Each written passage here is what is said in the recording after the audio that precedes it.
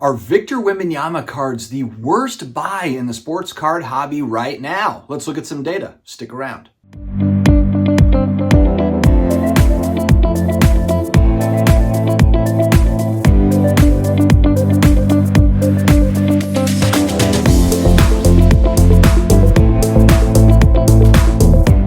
What's going on, sports card hobby family? It's another day. It's another sports card video. We have got some data from our friends over at GemRate. Ryan at GemRate doing some good work over there, providing some populations, some grading populations, player specific, to help us make better buying decisions. Before I get started, huge thanks to today's video sponsor, COMC.com. 35 plus million cards in the database: baseball, basketball, football, hockey, Marvel, non-sports, all sorts of hidden gems on COMC.com. You can grade cards through COMC. It's a wonderland. Make sure to check out COMC.com. I've got links down below. We also have a cool Michael Jordan collectors show coming up. Something a little bit different than your average card show. This is a Michael Jordan specific show that is going to take place in Chapel Hill, North Carolina, right down the road from me and home of where MJ played his college basketball at UNC. It's going to be a lot of fun. It's going to be at the end of April 2025. So reach out to me if you're interested in being a exhibitor or if you are looking to be an attendee. It's going to be a lot of fun, and I will be there. All right, I've talked about this a few different times going back over the last few months because I'm looking at what's happening with Victor Wembanyama and kind of that craze, the excitement.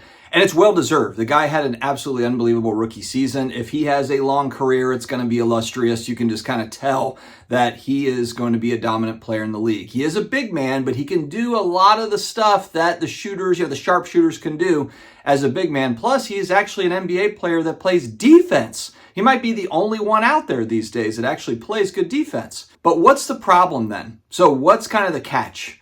It kind of reminds me a little bit of 1992 when Shaq was coming out. I've made this comparison before. And when Shaq was coming out, he was bigger than life. I mean, hype on overload. He's coming out of LSU. He had the LSU Classic card.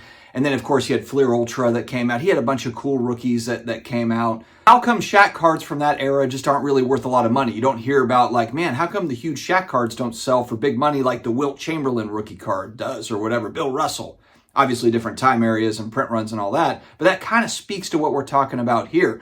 It was the junk wax era, the overprinting era. Because of all that available supply, of course, it suppresses Shaq cards and really a lot of like late 80s, early 90s, mid 90s stuff. As you get into the late 90s, you see a lot of collectors now, they've moved towards these numbered parallels and inserts from the 90s, whether we're talking about baseball, basketball, football. A lot of people moving into those more rare, kind of hear like essential credentials and rubies and PMGs and all that stuff.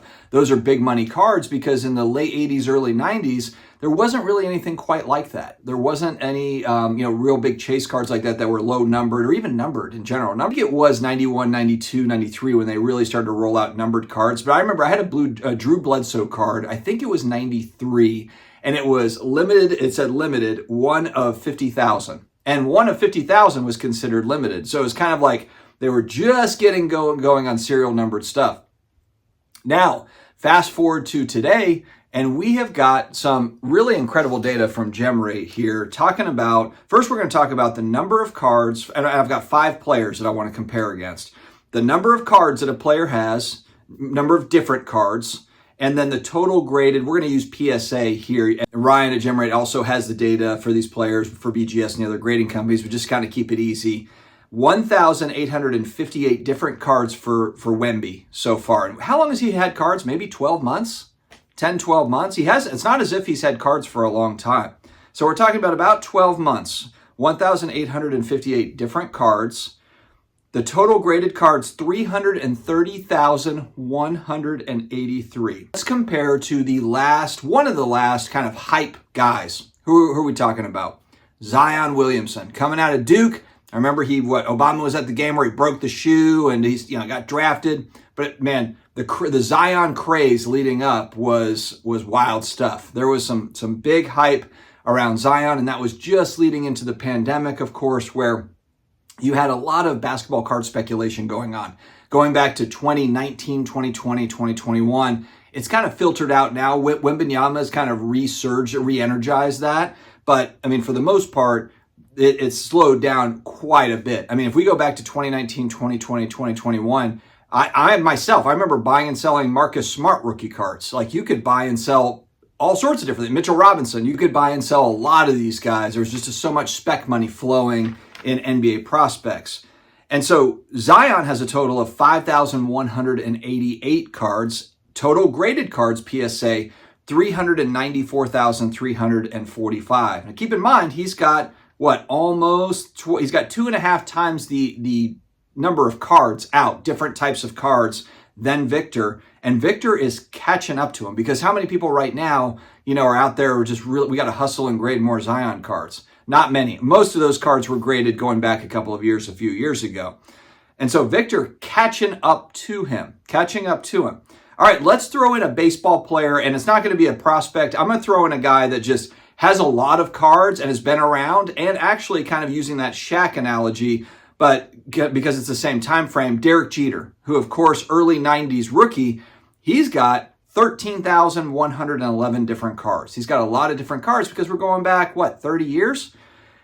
400,361 total graded cards. He just inches out Zion, Derek Jeter. Think about how many baseball card collectors are out there. And then think about how big of a name Derek Jeter is to Yankees fans, baseball fans, etc. So he has 12 times, 8, 9, 10 times as many cards out as Victor. And Victor is catching up to him.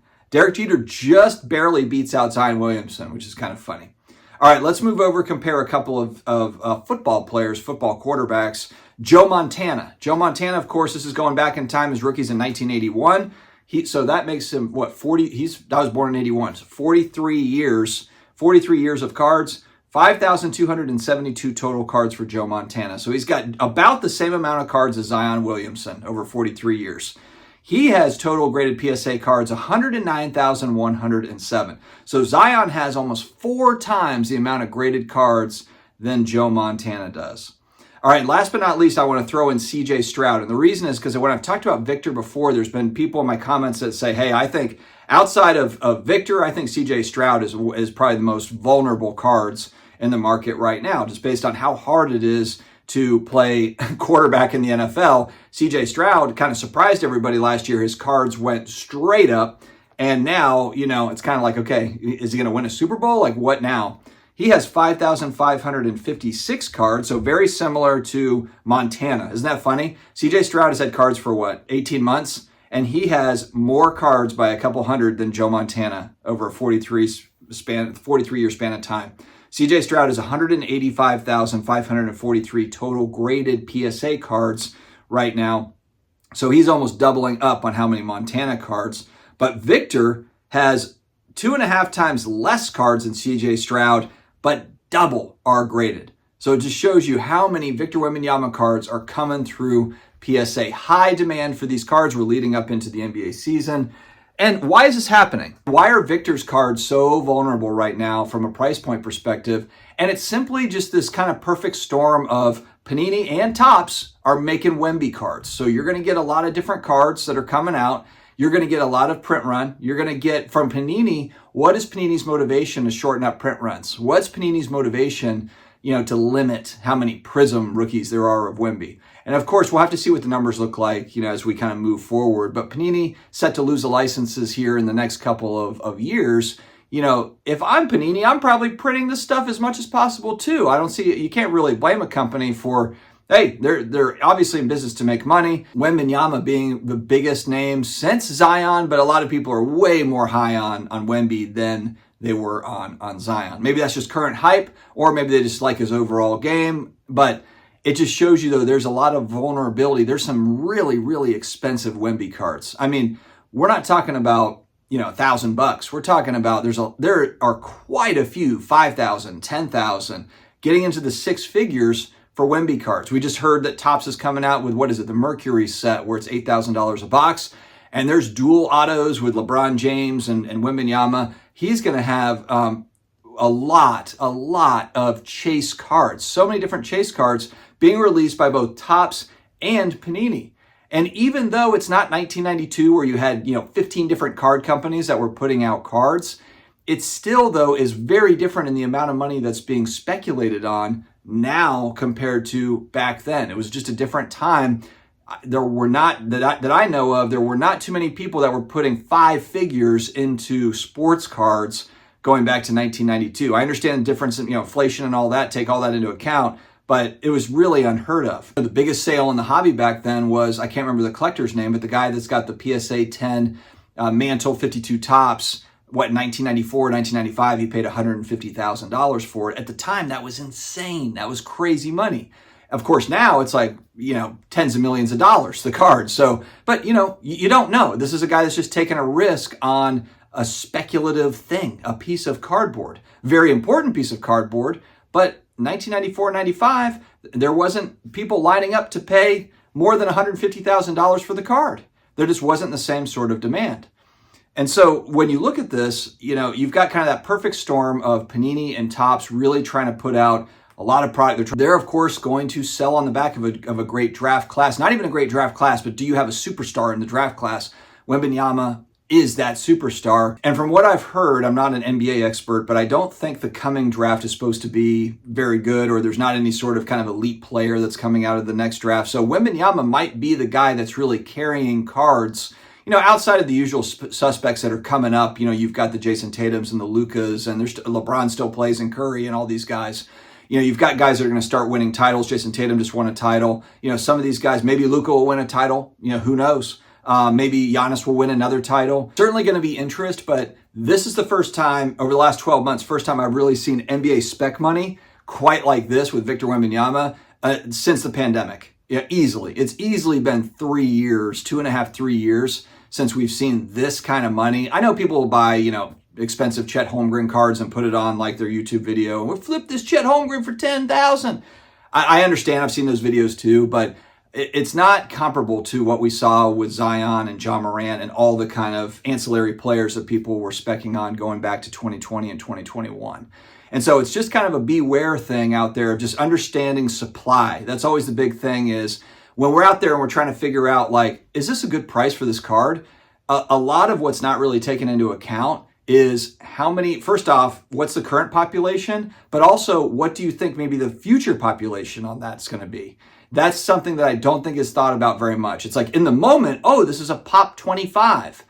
Great. In a year, it might be a pop 200. Those are things, there's so many different products, so many different parallels, inserts, and all this. And look, dealers and sellers of cards, they're going to talk you up on their stuff. Like, oh, dude, this is a case hit. This is a case hit. Well, now everything's a case hit, and now they have, produce a zillion cases. So it might be a case hit, but there's a zillion of them. It's just something to keep in mind. It's the supply side of the thought process that gets lost. Now, who is this good for? If you are a collector, if you're a young person and you just want to have a Wembanyama rookie card, there's a lot of options at all sorts of different price points. You can get a Wemby rookie card for $20. They're certainly out there. If you just want to own a Wemby card, you're not necessarily worried about, like, I'm trying to 10x my money or even double my money or 5x my money or whatever, or I'm going to hold this for 30 years and hopefully it goes up a little bit. If you are just someone that wants to have Wembanyama cards, there's probably, I would guess, just given the amount of cards that are being produced, there's probably some cool shots, some probably, like, I would guess, underrated cards for him too, where it's a lesser brand or whatever. But, if you're 10, 12, 15 years old, that might be like perfect, where you can get a card for 15, 20 bucks and you're not having to spend a small fortune, to get a Wembanyama card.